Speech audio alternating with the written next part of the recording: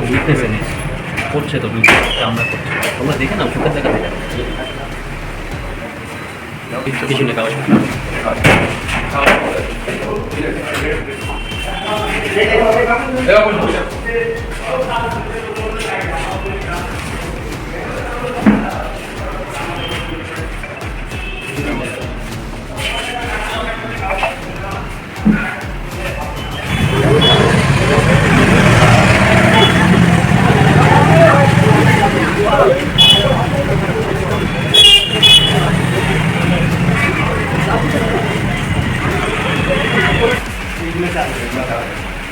গানের চালু আর সব খানের লুঙ্গিও পায় লুঙ্গি আছে তারপরে প্লাস্টিক চলে গেছে কম্বলগুলো দেখেছে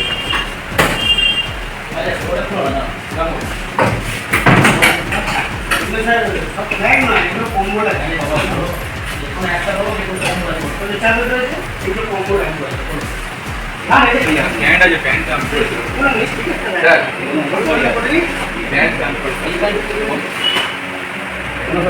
প্রচুর সময় আছে না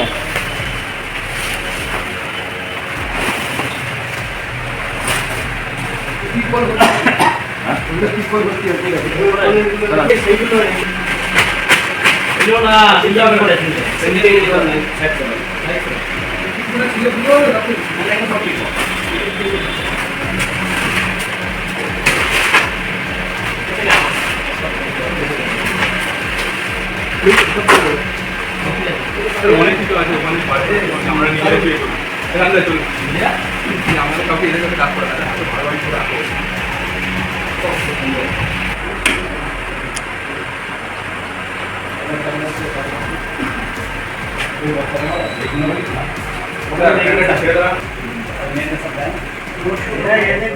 এখানে আমাদের কাছে খবর ছিল যে সরকারি অনেক জিনিস মজুদ আছে, তা সেই ভিত্তিতে আমাদের একটা কমপ্লেন করা হয়।